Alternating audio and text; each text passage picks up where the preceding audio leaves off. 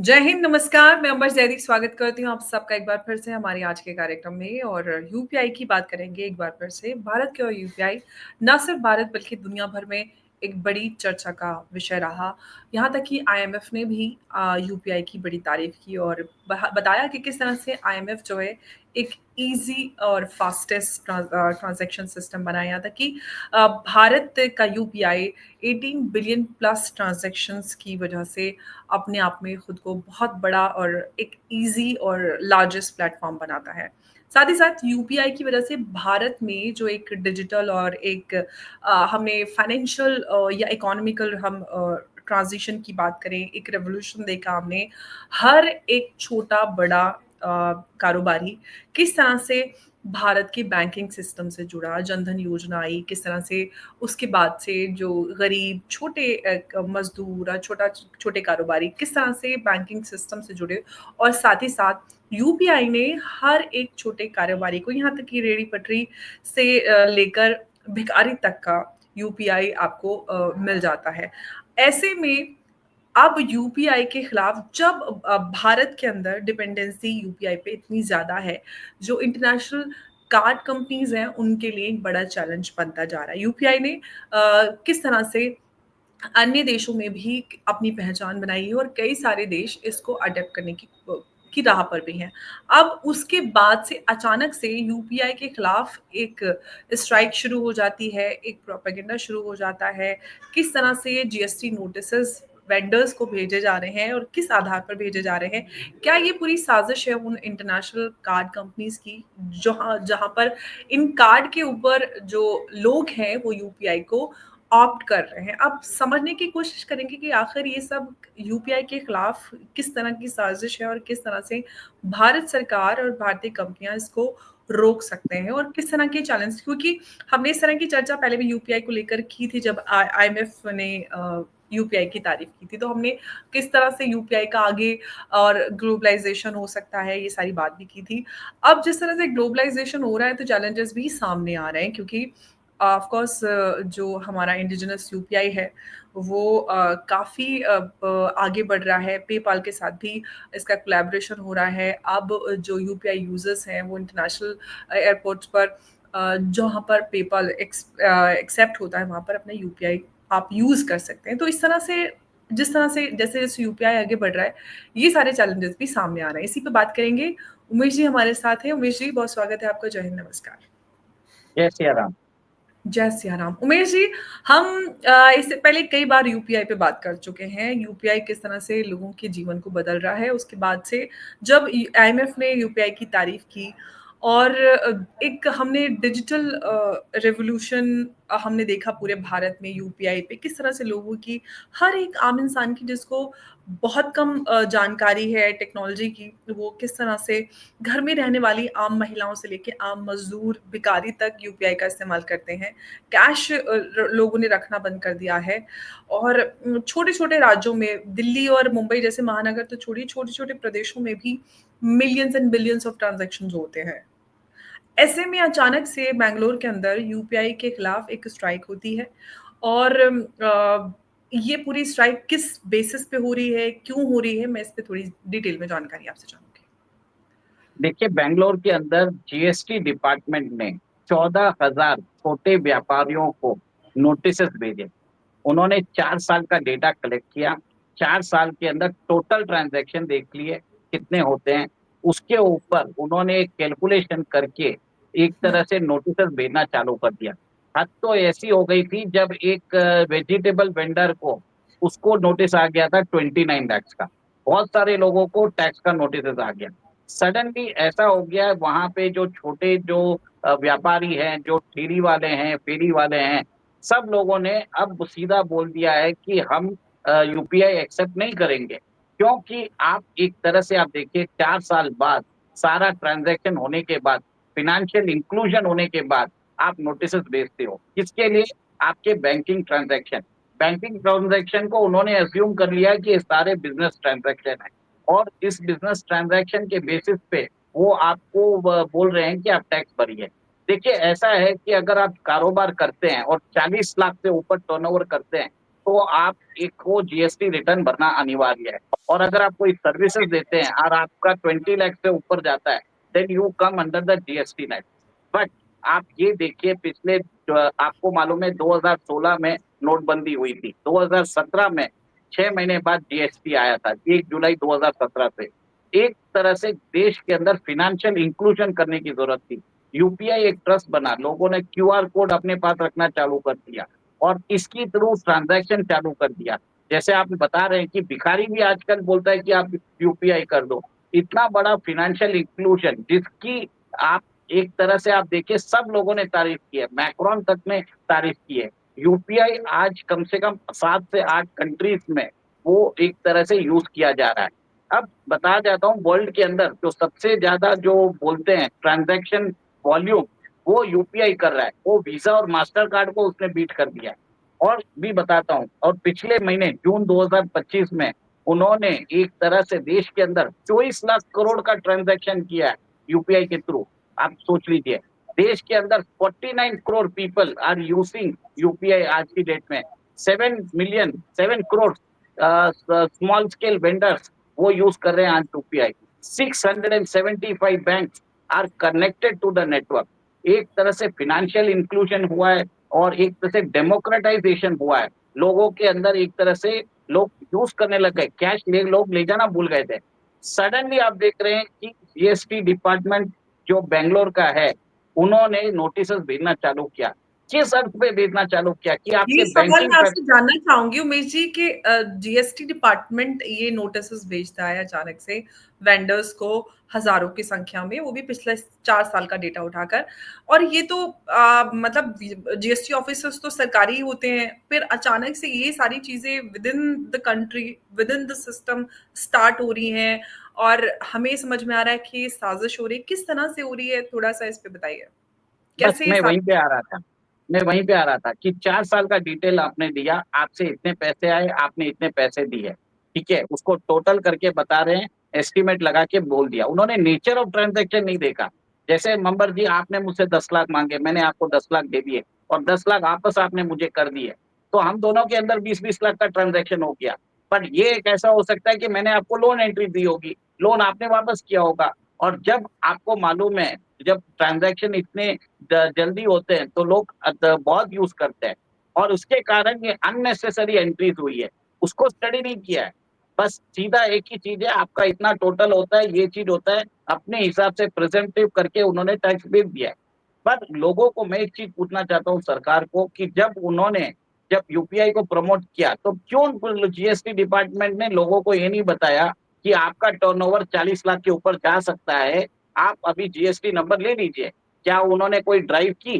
4 साल के पास आपके पास डेटा एनालाइज करने का टाइम था, बट उन लोगों को सचेत करने का टाइम क्यों नहीं किया आपने? वो कार्रवाई क्यों नहीं की? ये सबसे बड़ी बात है। सेकंड, आप ये देखिए, ये बिल्कुल बैंगलोर। अपेक्षी, यहाँ पे मैं कुछ कहना भी चाहूंगी, क्योंकि जिस तरह से हम देख रहे हैं सब्जी वाले, छोटे मोटे वेंडर्स, चाय वाले, पान बीड़ी सिगरेट वाले, इस तरह के रेडी पटरी वाले, उनके पास उतनी ज्यादा जानकारी नहीं होती है कि क्या टैक्स स्लैब्स है, किस तरह के नियम कानून लागू होते हैं और कितना किस स्लैब में हम कहाँ आते हैं। ऐसे में जीएसटी के बाद हम देखते हैं, या जीएसटी तो है ही, जीएसटी के बाद साथ ही साथ यूपीआई की जो मेन हम बात हो रही है कि किस तरह से ये दोनों इंटरलिंक होने के बाद अगर आप इस स्लैब को क्रॉस कर जाते हैं तो आप किस कैटेगरी में आते हैं और कब क्या क्या करना है। तो कहीं ना कहीं अवेयरनेस की कमी रही, या फिर ये जो कुछ हो रहा है कुछ और है इसके पीछे। देखिए, सबसे पहले तो अवेयरनेस की भी कमी है, अलर्टनेस की भी कमी है। जीएसटी डिपार्टमेंट को अगर नोटिस भेजना है, नोटिस से पहले अलर्ट क्यों नहीं भेजा कि आपका ट्रांजैक्शन 40 लाख के ऊपर जा रहा है, आप कृपया करके देखिए और आप जीएसटी नंबर लीजिए। They should send alert first of all. जैसे आपने देखा होगा, आज गवर्नमेंट अलर्ट भेजती है अपने मोबाइल फोन में, कभी कभी घंटी बजती है, वैसे अलर्ट क्यों नहीं भेजते?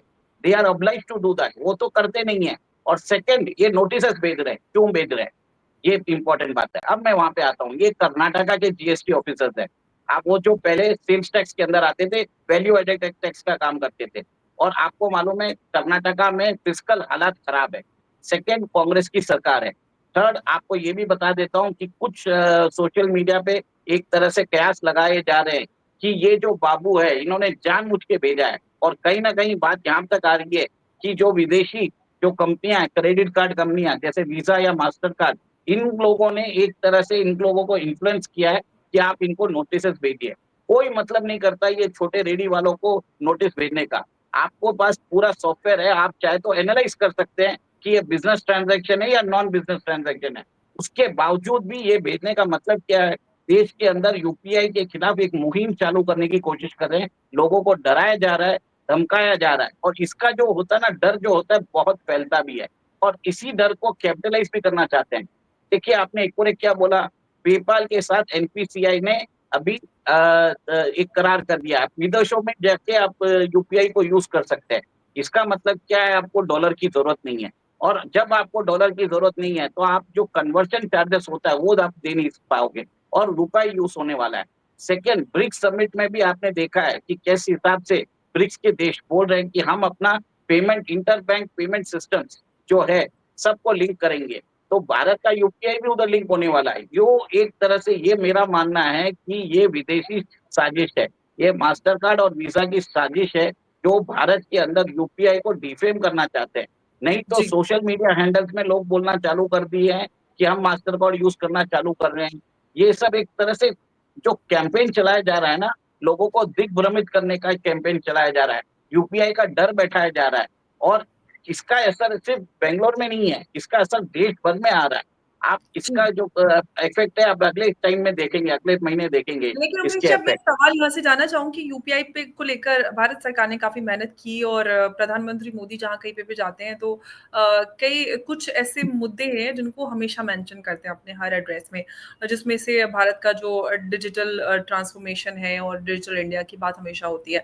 साहब, सवाल ये उठता है कि आपने कर्नाटक में क्यों, ये कैसे साजिश हो रही है, उस पर तो बात की।